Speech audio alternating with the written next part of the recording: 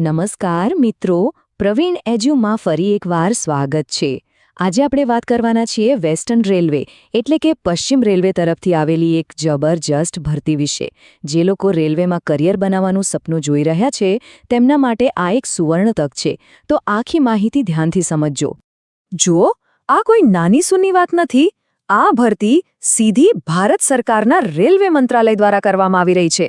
એટલે કે વિશ્વાસ અને પ્રતિષ્ઠાની પૂરી ગેરંટી. સરકારી નોકરી તરફનું આ એક ખૂબ જ મજબૂત અને પહેલું પગલું સાબિત થઈ શકે છે. અને હવે સાંભળો, સૌથી મોટી વાત, વેકેન્સી કેટલી છે ખબર છે? 1-2 નહીં, પૂરી 5349. 5349 એપ્રેન્ટિસની જગ્યાઓ. આટલી મોટી સંખ્યામાં ભરતી હોય ને એટલે લાયક ઉમેદવારો માટે સિલેક્ટ થવાના ચાન્સ પણ ખૂબ જ વધી જાય છે. હા, પણ એક વાતનું ખાસ ધ્યાન રાખવાનું છે. અરજી કરવાની છેલ્લી તારીખ છે 23 માર્ચ 2026. આ ડેટ કેલેન્ડરમાં અત્યારથી જ માર્ક કરી લેજો, કારણ કે છેલ્લી ઘડીની રાહ જોવાની નથી. ઓકે, તો ચલો ફટાફટ જોઈ લઈએ કે આજે આપણે કયા કયા મુદ્દાઓ પર વાત કરીશું. સૌથી પહેલા ભરતીની ટૂંકી માહિતી, પછી લાયકાત શું છે, જરૂરી તારીખો અને ફી, સ્ટાઇપેન્ડ કેટલું મળશે, પસંદગી કેવી રીતે થશે અને છેલ્લે અરજી કઈ રીતે કરવી, બધું જ સ્ટેપ બાય સ્ટેપ સમજીશું. તો ચાલો એકદમ ટૂંકમાં ફરીથી જોઈ લઈએ. ભરતી છે પશ્ચિમ રેલવેમાં, જગ્યાઓ છે 5349 અને છેલ્લી તારીખ છે 23 માર્ચ 2026.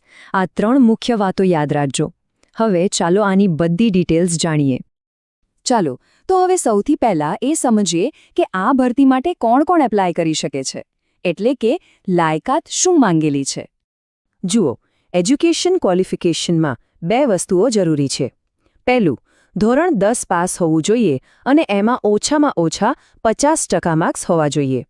અને બીજું, જે તે ટ્રેડમાં આઈટીઆઈ કરેલું હોવું જોઈએ. મતલબ કે 10મા ધોરણની માર્કશીટ અને આઈટીઆઈનું સર્ટિફિકેટ આ બંને કમ્પલસરી છે. હવે વાત કરીએ ઉંમરની. તો અરજી કરવાની છેલ્લી તારીખ એટલે કે 23 માર્ચ 2026ના રોજ ઓછામાં ઓછી ઉંમર 15 વર્ષ અને વધુમાં વધુ 24 વર્ષ હોવી જોઈએ. બરાબર, 15થી 24 વર્ષની વચ્ચે. હા, પણ અહીં સરકારી નિયમ પ્રમાણે ઉંમરમાં છૂટછાટ પણ મળે છે. જે ઉમેદવારો એસસી કે એસટી કેટેગરીમાં આવે છે એમને 5 વર્ષની છૂટ મળશે. ઓબીસી ઉમેદવારોને 3 વર્ષની અને જે દિવ્યાંગ ઉમેદવારો છે એમને પૂરા 10 વર્ષની છૂટછાટ મળશે. તો આ એક સારો ફાયદો છે. ઓકે, લાયકાતની વાત થઈ ગઈ. હવે આગળ વધીએ અને વાત કરીએ અરજી કરવાની તારીખો અને ફી વિશે, જે જાણવું ખૂબ જ જરૂરી છે. ફોર્મ ભરવાનું શરૂ થશે 21 ફેબ્રુઆરી 2026થી અને ચાલશે 23 માર્ચ 2026 સુધી. લગભગ 1 મહિનાનો સમય છે. પણ અમારી સલાહ એ જ છે કે છેલ્લી તારીખની રાહ ના જોતા. વેબસાઇટ પર ટ્રાફિક વધી જાય એ પહેલાં જ ફોર્મ ભરી દેજો. હવે ફીની વાત કરીએ તો જનરલ અને ઓબીસી કેટેગરીના ઉમેદવારો માટે ફી છે માત્ર ₹100. અને જે ઉમેદવારો એસસી, એસટી, દિવ્યાંગ છે અથવા તો મહિલા ઉમેદવાર છે એમના માટે કોઈ જ ફી નથી, બિલકુલ ફ્રી. આ ખરેખર એક બહુ મોટી રાહતની વાત છે. સારું, હવે એ સવાલ પર આવીએ જે બધાના મનમાં હોય છે કે આમાં મળશે શું, એટલે કે સ્ટાઇપેન્ડ કેટલું હશે અને લાંબા ગાળે કરિયરમાં શું ફાયદો થશે. ચાલો જાણીએ. એક વાત સ્પષ્ટ કરી દઉં કે આ એક ટ્રેનિંગ પોઝિશન છે, એટલે અહીં પૂરો પગાર નહીં પણ સ્ટાઇપેન્ડ મળશે. અને આ સ્ટાઇપેન્ડ સરકારના નિયમો મુજબ જે નક્કી થયેલો દર હશે એ પ્રમાણે ચૂકવવામાં આવશે. ટ્રેનિંગ દરમિયાન આ એક સારું પ્રોત્સાહન છે. પણ આ એપ્રેન્ટિસશીપનો સૌથી મોટો અને સાચો ફાયદો તો કંઈક બીજો જ છે. જે લોકો આ ટ્રેનિંગ સફળતાપૂર્વક પૂરી કરશે એમને ભવિષ્યમાં જ્યારે રેલવેની લેવલ 1ની કાયમી નોકરીઓ માટે ભરતી આવશે ત્યારે એમાં પ્રાથમિકતા મળશે.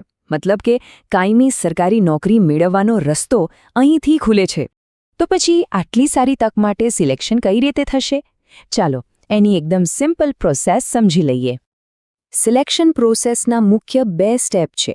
સ્ટેપ 1, મેરિટ લિસ્ટ બનશે અને આ મેરિટ લિસ્ટ ધોરણ 10ના અને આઈટીઆઈના માર્ક્સની એવરેજ કાઢીને બનાવવામાં આવશે. અને સ્ટેપ 2, જે લોકો મેરિટમાં આવશે એમને ડોક્યુમેન્ટ વેરિફિકેશન માટે બોલાવવામાં આવશે. બસ આટલું જ. અને હવે આવે છે સૌથી મોટી ખુશખબર. આ ભરતીમાં કોઈ જ લેખિત પરીક્ષા નથી. કોઈ ઇન્ટરવ્યૂ પણ નથી. સિલેક્શન ફક્ત અને ફક્ત ધોરણ 10 અને આઈટીઆઈના માર્ક્સના આધારે જ થશે. એટલે જેમના માર્ક્સ સારા છે એમના માટે તો આ ગોલ્ડન ચાન્સ છે. ચાલો હવે આપણે છેલ્લા અને સૌથી અગત્યના સ્ટેપ પર આવી ગયા છીએ કે આ ભરતી માટે ઓનલાઈન અરજી કઈ રીતે કરવી. એક વાત ખાસ ધ્યાનમાં રાખજો, અરજી ફક્ત રેલવેની ઓફિશિયલ વેબસાઇટ પર જ કરવાની છે, જે છે www.rrc-wr.com. બીજી કોઈ પણ ખોટી વેબસાઇટ પર ભરોસો કરવો નહીં. આ જ સાચી વેબસાઇટ છે. અરજી કરતા પહેલા અમુક ડોક્યુમેન્ટ સ્કેન કરીને તૈયાર રાખજો. કયા? તો કે ધોરણ 10ની માર્કશીટ, આઈટીઆઈની માર્કશીટ અને સર્ટિફિકેટ. જો લાગુ પડતું હોય તો જાતિ, દિવ્યાંગતા કે ઈડબ્લ્યુએસનું પ્રમાણપત્ર, નવો પાસપોર્ટ સાઇઝ ફોટો અને સહી. આ બધું રેડી હશે તો ફોર્મ ભરવામાં સરળતા રહેશે. જો આ ભરતીનો ઓફિશિયલ નોટિફિકેશન એટલે કે પીડીએફ ડાઉનલોડ કરવું હોય અથવા તો બીજા કોઈ પણ અપડેટ્સ જોઈતા હોય તો અમારી વેબસાઇટ praveenedu.com પર વિઝિટ કરી શકો છો. અને હા, લેટેસ્ટ માહિતી માટે અમારા વોટ્સએપ અને ટેલિગ્રામ ગ્રુપમાં જોડાવાનું ભૂલતા નહીં. જો આ માહિતી કામની લાગી હોય તો પ્લીઝ એક લાઇક કરી દેજો અને જરૂરિયાતમંદ મિત્રો સાથે શેર પણ કરજો. અને જે લોકો આજે પહેલીવાર આપણી ચેનલ પર આવ્યા છે એમને વિનંતી કે ચેનલને સબસ્ક્રાઇબ કરી લો અને બાજુમાં આપેલું બેલ આઇકન પણ દબાવી દો, જેથી આવનારી કોઈ પણ જોબ અપડેટ મિસ ન થાય. તો શું ભારતીય રેલવે સાથે પોતાની કારકિર્દી શરૂ કરવા માટેનું પહેલું અને સૌથી મજબૂત પગલું ભરવા માટે તૈયાર છો? વિચારો, આ એક તક કરિયરને ક્યાંથી ક્યાં પહોંચાડી શકે છે.